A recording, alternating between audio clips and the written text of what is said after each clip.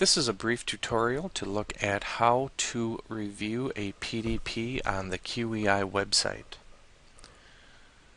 The first thing you'll want to do is log in using your normal username and password, and you'll come to this page, so click on Go to My QEI folder.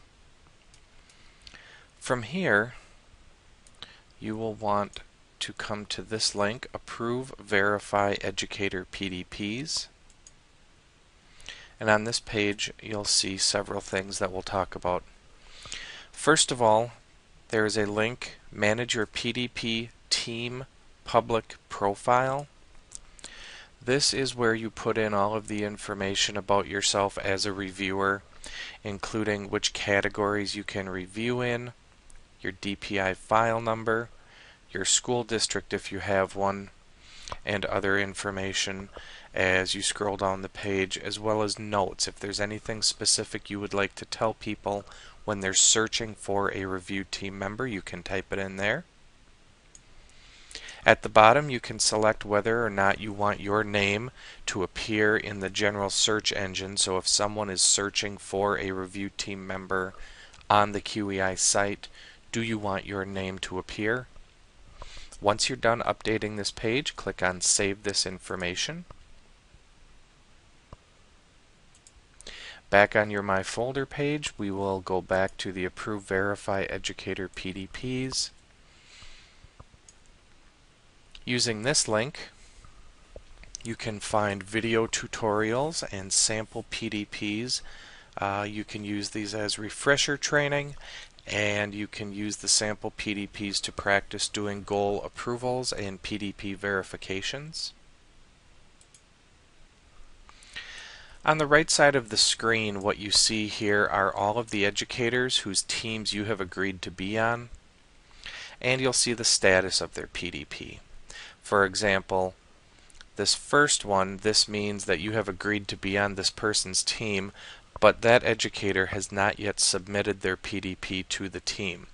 There is a two-step process. The first step is to build the three-member team, and once that happens, then an educator needs to actually click a link on their QEI account page to submit the PDP to their team. And not yet submitted means you are on the team, but they have not yet submitted the PDP to you. Goals submitted for approval. Once you're finished, you may see something like goals approved by PDP team. You can also use the top keyword search to search for someone's last name. And we're going to go to the PDP of Jenny Johnson. As you can see, she has submitted it for verification. On this next page, you will see who the other reviewers are. And if they had reviewed the PDP, there would be a link underneath so you could view their checklist and see how they had reviewed the PDP. To go to the checklist, click the link, and this is where you will see their PDP. For example, here is step 1, the self-reflection. And for each step of the PDP, you will see the checklist items that correlate only to that part of the PDP. So what you'll do with this is you can see the component here,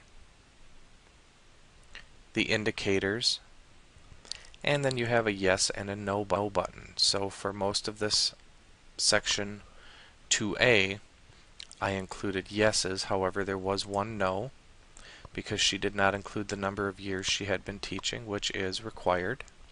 So I checked no, and I put the comments in the box.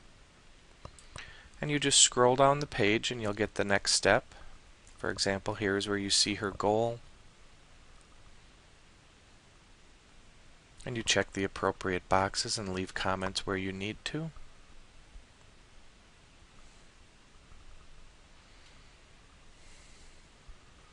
Down in step 2E, you see the activities, the timelines, the collaboration, and whether or not each activity has been completed.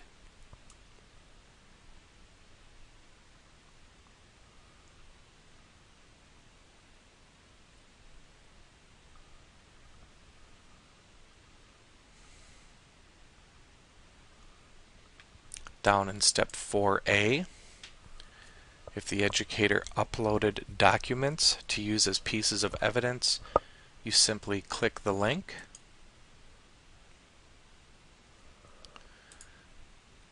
and the file opens. This is an example of a Word document that was uploaded, so you could view anything that was in the Word document.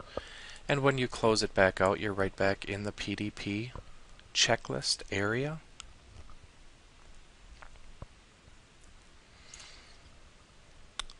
Since she did not provide 3 to 5 pieces of evidence, I would say no.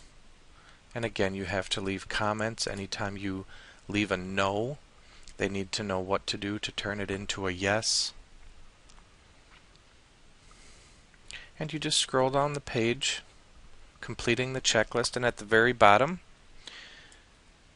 your date of training is already filled in, as well as your DPI license file number, and those are taken directly from your profile, so make sure you include that when you build your QEI account, or go back and do it now.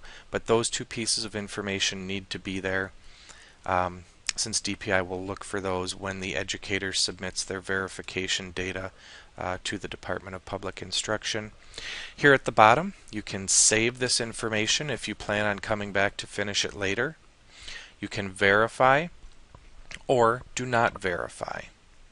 Sometimes if you need to leave no's in certain areas, 1 or more no answers is a do not verify. Some people choose to save and then contact the educator and work with them on what they need to change in order to make it a yes, so that they can come back in and just click verify, and the educator doesn't need to resubmit the PDP. But that is up to you as the reviewer. You have 3 choices here, but when you are finished, you do need to check, or you do need to click one of these buttons, otherwise the data will not save.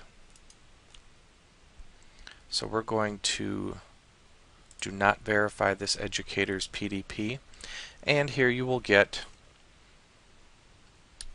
a message saying your review was successfully submitted.